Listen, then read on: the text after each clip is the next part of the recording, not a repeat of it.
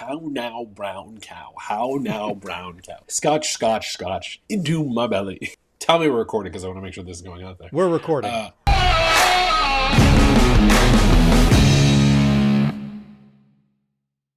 Welcome, everyone, to the All Things MSP Podcast. I'm your host, Justin Esgar. With me is the original OG host, Eric Anthony. We're talking about getting drunk and technology. Welcome to our show. I'm really good at that, right? That's a great intro, especially for episode number 1, right? Yeah.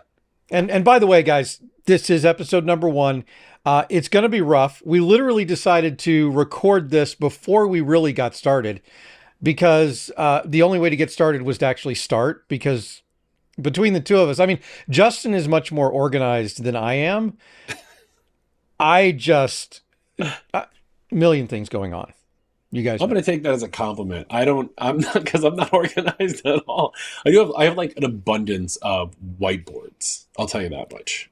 I was telling the story the other day that in my old office downstairs in my house, when I was planning my first conference, I didn't have a whiteboard. And so but I had whiteboard markers in the house. And I took this, I remember it is very, very vivid. My dad was sitting on my couch opposite my windows, and he was just over hanging out. And I took the screens off of my windows and I started writing on my windows, like as if I was trying to figure out like the theory for like black hole math or something like that. Like my neighbors across the street came and asked my wife if I had like a mental breakdown. Like there was like this much crap happening on my windows. And then it was at that point I started investing in whiteboards. So funny enough, I've done the same thing. It wasn't in my house, but in my office at GFI, Logic Now, whatever you want to call it back then. I had these great, huge windows in my office, and I did the exact same thing. Even though funny thing is, I had a whiteboard, and I still did that because I filled the whiteboard and needed more space. Need more space. See, great minds think alike, which is why we're here talking about stuff. Right now we're calling this the All Things MSP Podcast with Justin Esgar, kind of like how the Daily Show with Trevor Noah. But we had some other titles, and we're going out to the audience today because it's episode 1, and we're going to keep it raw. We're going to keep it rough. We want to know what you guys think this podcast should be as you listen more. Don't make a decision now, because right now it's called the Don't Listen to This Podcast. But we also have the My Life's a Mess Right Now podcast. My kid is sick. Why are we doing this podcast? And Don't Start a Podcast. All of these are legit names that we came up with 7.5 minutes ago as we started recording, because that's the situation that we're in. We will eventually get to topics that are important. News, things are happening in the world. Yeah, right? And people need to know. And people need to know. Technology, it exists, how we're working right now. We'll get there eventually. Yeah. I mean, literally, we've decided what? We talked about this. What are we, 6 months in the making here? Probably. Yeah. You would think we'd be more planned out by now. Exactly. Well, the problem is we're like, yeah, that would be a great idea. Let's work on it separately and then come back together with our ideas. And yeah, like that happened here we once. No, here we are. We're coming up with our ideas. So one of the things we were talking about in one of many phone calls was, we'll dive into some MSP stuff, was all of these people who I've noticed recently who are moving away from being MSPs and starting MSP helper companies, whether that's I'm going to help you get clients. I mean, most of them are helping. I'm going to help you get clients, MSP marketing, MSP tools. A lot of people are leaving the industry and going internal. And I always just joke around going like, well, if everyone does that, there's not going to be any MSPs left to help, right? There should be a new class of MSP coming out. Who are they? Where are they? That kind of thing. But I would love to know what your take is on like, have you seen this trend? Am I just skewed in my views, or like, do you see this happening also? No, I definitely see it happening, and I see it. So let me address kind of each one of those in its own sequence. The move from MSP to internal and internal to MSP, that's always been happening. I didn't see how often it happened until I was working for SolarWinds. because we dealt with both sides of the fence, right? And so we saw them going literally just back and forth constantly. Right. The MSP to MSP helper, that's relatively new. Like I've noticed a huge surge in that, probably maybe pandemic-ish to just after the pandemic. And one of the ways you see it a lot is you see all of these MSP startups, because that's what I noticed first. I noticed that there's this huge surge of startup companies that are working just in this space. And then you find out later that it's a former MSP or somebody who still owns their MSP who started that company. And some of them are pretty big. I mean, probably the biggest example that I can think of right now is Pia. Yeah. Oh, so, we're going to talk about other vendors on the show. We don't make money. We're not sponsored yet, by the way, call us. But they developed for their own use, an automation that links into your help desk that actually, in conjunction with your RMM tool and other things, can actually do, help desk tickets. Like a help desk ticket gets sent in, it gets read, and then the automation takes over and it can do the whole solving of the ticket, adding new users, deploying new software. Now, what's interesting about it, and then I'll stop talking about it, is that it allows the MSP to have control over how much the automation has control over, so that a human can still supervise the actions of the automation. So, but that's just an example, a big example. And if you've been to any shows lately, you've seen Pia at most of the shows that MSPs are going to lately. That's just an example of what's happening, but there's hundreds of them out there. ChannelCon, I think last year was where I really, really saw how many of these little startups there are that were started by MSPs. It's funny because, so one, for the audience who don't know who I am, I own an Apple consulting agency. I'm on the Apple side of the MSP thing. We don't even really like the word MSP, but we'll use it anyway.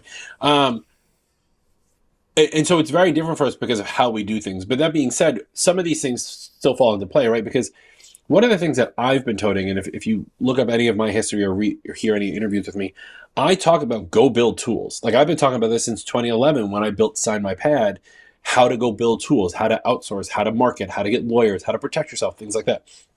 And what's funny is that I'm seeing all of these, like what you're saying, these MSPs are starting these smaller companies to go build tools. Like we build plenty of tools, right? Like one of the ones that we built was to connect FreshBooks, our billing software, to Zendesk, our ticketing software, right? Like there was nothing there, so we went and built it. I'm a big believer in going and building your own tools and then also trying to make it into like a side hustle because I'm all about that money, right? I'm okay. I think I'm okay with MSPs staying as MSPs and building tools to help other MSPs. What I think I'm more annoyed at is the amount of MSPs who have left the industry, start some sort of like, I'm going to get you 1,000 new clients tomorrow because I ran a $50 million MSP and I'm, and I realize what I can do is help you become that.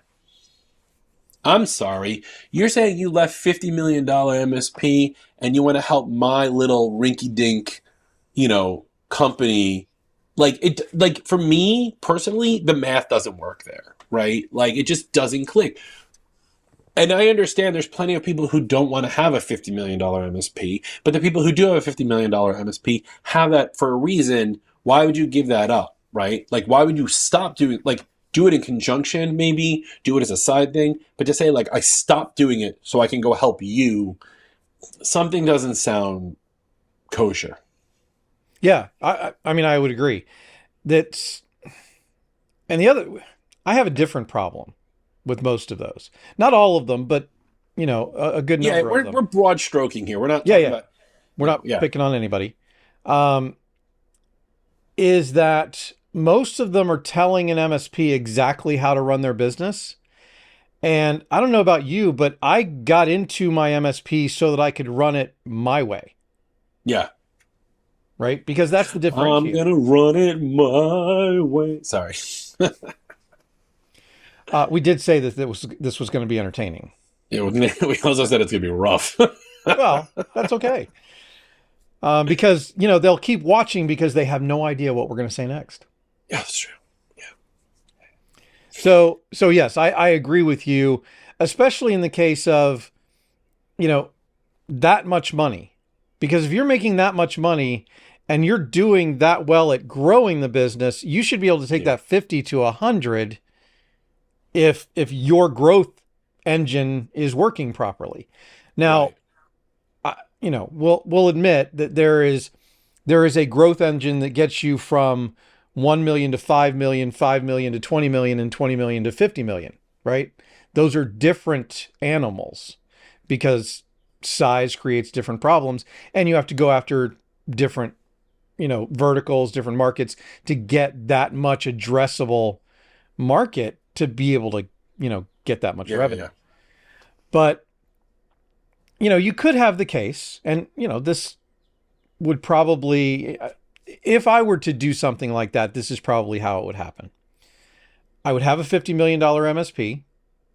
Somebody would come at me with a ridiculous amount of money to buy that MSP. I would have no choice but to say yes, because I'd be stupid not to. Right. And then go off, and because I have this money in the bank, I don't have to really make any money, but I enjoy this business.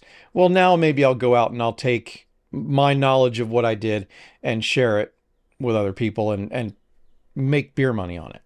Yeah. I don't know. Some people. Look, I'm not going to say everybody. There's some people in our industry who's doing this, and it's working, and they're nice. And then there's some people in our industry who are doing this, and they're just not nice. I want to talk about, though. Let's bring this back because you made a comment about the growth engine from 1 million to 5 million, 5 to 20 sort of. Let's talk about the sub-million, right? Because that's where the majority of people are now. On the Apple side of things, yeah, like on the Apple side of things, of the Apple consultants that I know, I would say 90% of them are sub-million. In fact, I would say even 90% of them are sub $500,000, right? And it could just be, there's a couple of reasons for that. One is they're happy with what they have. They don't want growth. They're comfortable. It puts food on their plate. They can pay their mortgage. They can go out for dinner, and they're happy. And, they don't hustle, or they don't live that hustler life, or like want to be working 24/7 a day. And like, that's cool. Fine. Totally okay with that. Right. But then you get the ones that do want to, who want to grow it and push it. Getting from, let's say, 300,000 to 1 million, right? I think that's like that's a good spot to be in. Like, how do you get there, right? I went to an event that was like, I don't want to mention the name of the event, but the event was a 2-day event, and it was all about like growing your MSP. And literally they had 3 speakers. The rest of them were all sponsor talks about how to manage your Microsoft accounts. Like, I don't think managing Microsoft accounts is going to get you to $1 million, right? So not on those margins, especially the new ones, right? Like, what are they, like 50 cents per address or something? I don't know. It's crazy. But if you can, like, I want to, and this will be a multi-episode conversation, because we're going to keep coming back to this, right? Which is, how do we get those $300,000 to $1 million? What do you need to do, right?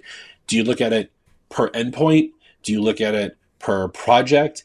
Like, for me, somebody asked me the other day, and I want everyone who's going to hear this to listen to this question and think about this honestly, right? Especially if you're a single person or a 2-person company or whatever. Listen to this question. I have it written down on my whiteboard over there. What does an 8-figure business look like? Right? What does it look like to make $10 million? For me, I just straight up did the math. I was like, well, at our price point, that's 4,500 endpoints at full price, right? Which is like a stupid number, but like, I was like, all right, let's break that down further. All right, well, that's 225 companies with 20 people each.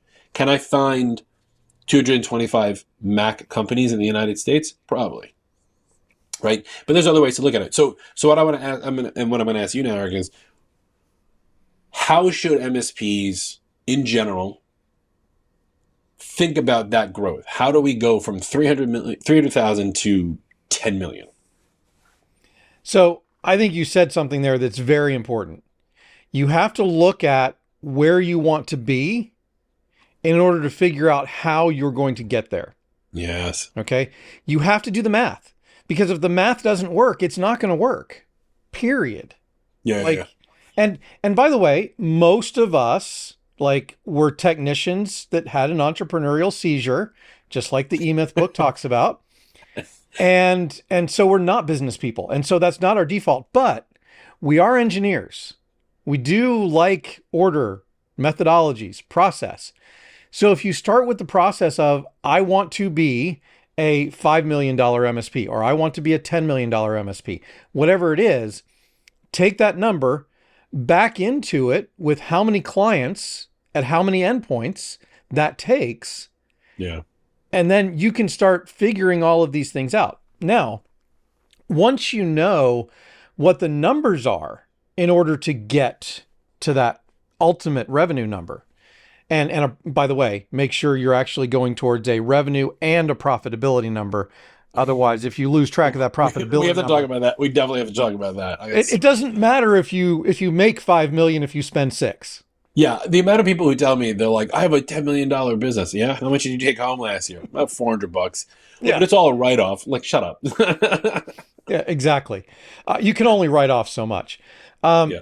But once you get the numbers in place, once you know how many clients you need, what size clients those are based on the number of endpoints, all those things, now you can start saying, okay, if I need 300 clients with 20 endpoints apiece, because that's my sweet spot, then I need to generate X number of leads a month so that I can convert X number into customers so that I can get to that number within the next 2, 3, 4, 5 years, whatever it is. Yeah. And then you further break that down into, okay, how am I going to get those leads? And this is where hopefully my framework, which will be out sometime this year, I'm doing pretty well at getting it all together. This podcast is now called The Accountability for Eric to Get His Work Done. Exactly. But you have to look at the different stages of your client's journey with you, right? Yeah. From everywhere from they don't know you to they're thinking about buying from you to, yay, they're a customer, but then there's other things that happen in that wheelhouse where they could churn or they can become an advocate. All things, these little discrete moments that you can break out and say, this is how I'm going to do this because this is what the business that I want to run looks like. Yeah. And that's why I built the framework in the first place, is so that people could build the business they want rather than the business that somebody else was telling them how to build based on just profitability and just numbers. Because there's two elements to it, right? There's yes, I want to make a successful business, and a successful business looks like this, but I also want to have a successful life. And what does that look like? Because if you don't have both, it's not worth doing. No, that's 100% right. I think I work with a business coach who reiterates that to me very often, right? Have gratitude for the things that you have in life. But the two things that she teaches me the most, which is have gratitude with things in life and have the abundance mindset, not the scarcity mindset, right? Yep. And both of those play into what you're talking about here, right? How do you break that down? There is an abundance of work out there, right? To say that you need 300 clients sounds like a lot when you're a single person entrepreneur. But if you honestly think about how many people there are out there in the United States alone, let alone the rest of the world, who you can help with your skill set. Now, the thing is, obviously, you need to differentiate a little bit from everybody else. And and again, I can only speak from personal experience running an Apple shop. There's only so much difference I can be than another Apple shop, right? So it's what are the value adds that you can tack onto your company. I have friends who value add storage or networking support. We value add training and hardware repair, like all of these different things. So to differentiate yourself enough, have that as your value add, and then think, okay, this value can work. I can get 300 clients at $200 a piece, right? Quick math, I'm going to use my calculator. 300 times 200 is $60,000 a month. $60,000 times 12 is $720,000. That's 300 endpoints, not even 300 clients. Let me do it again. 300, we'll edit. 300 times 20 times 200 times 12. And that's $14 million, right? Because you said 300 clients, 20 seats, $200 a seat, 12 months. Yeah. And by the way, this tells you what you need to hire for too, and what you need to plan to hire for. Because, depending on what number you use, I prefer the 300 to 500 endpoint per tech number. Justin probably has an opinion as well. Because let's be fair. I've seen that number go from 100 endpoints all the way up to 1,000 endpoints. Okay? Yeah. And do I think it's possible? Yes. Because you could have 100 endpoints per tech be a very high-end boutique shop that charges a gazillion dollars a month per endpoint, and it works. Yeah. If you employ automation correctly, yes, you can probably support 1,000 endpoints per tech. For the people that we're talking to right now, I'm saying somewhere between 300 and 500. And so then if you have these many endpoints that you need to support, and your goal is to support, say you're starting out now, you're a one-man shop. You have 300 endpoints, okay? So you don't have any issues supporting those 300 endpoints, but you want to grow to 600 by the end of the year. You know that you're going to need to hire that extra tech before the end of the year, and probably to get them trained up before you hit 450, 500 endpoints managing yourself. Right. So that's where the math comes in. And you plan ahead. That's the whole goal here, right? This is what we're talking about. Plan ahead. Say to yourself, okay, if I can't do more than 300 and I need someone by 450, how much do I need to sock away in a profit account? And, we'll do another episode where we'll talk about, we could tap into Mike McAllowitz's, what's it called? Not Pumpkin Plan, the other one. Is it Profit First? Profit First. Yep. Yeah. I have Fix This Next is right over here, like on my bookshelf. Oh yeah, that's I love that one too. But you plan ahead, you put the money in another account, and you save that up to be able to afford that other tech or afford that time that you need to do to train them and stuff like that. So all of this is planning, right? Much like this first episode, all of this is planning, but then we need to take action, right? So what are you going to do? So I think, there's plenty of avenues out there. I think listening to this podcast is a good start. If we provide some more better content, there's plenty of other podcasts that are out there. We'll bring them on as guests and stuff like that in the future. What you want to do and what we want to teach you as an MSP, as you, the listener or watcher, is to understand that the two of us have gone through this.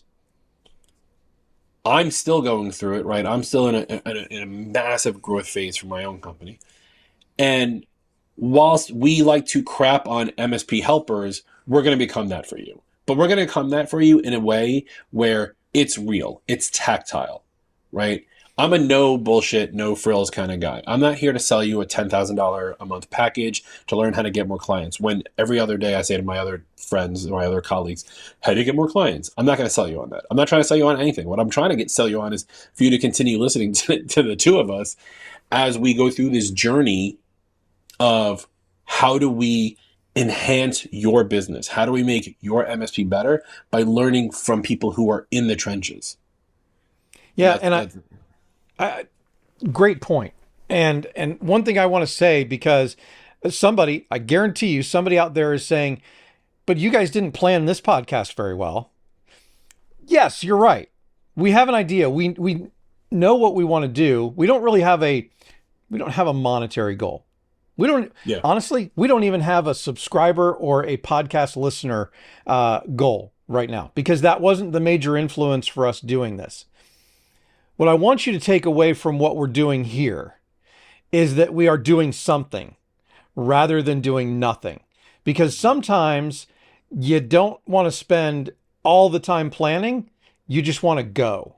And you want to do something so that you get results, good or bad, so that you can evaluate those results, change what you're doing, and improve. It's better if you know what your goal is. Yeah. But sometimes you just got to get started. This is the getting started episode. I can't wait to see how many 1-star reviews we get. Honestly, like, I cherish those. I want to see, like, go out there and blast us. I'm okay with it. I'll cry later and take drugs to, like, deal with it. But it's fine. But, like, go out and blast us because, yeah, it is our first episode. And our planning for this was a couple phone calls. We have a couple of list ideas that we want to do. But really, what I think I want from the audience is I want that feedback, right? Because that's something you don't get when you're trying to get clients. You don't get feedback right away. It takes a while to get feedback. I'm going to get immediate feedback here. We want to know from you who's listening. You've been a member of the All Things MSP Facebook group for a while. You might know Eric from his past work. You might know me from my past work. Like, we're trying to come together and build a bigger community, a better community. Tell us what you want to hear.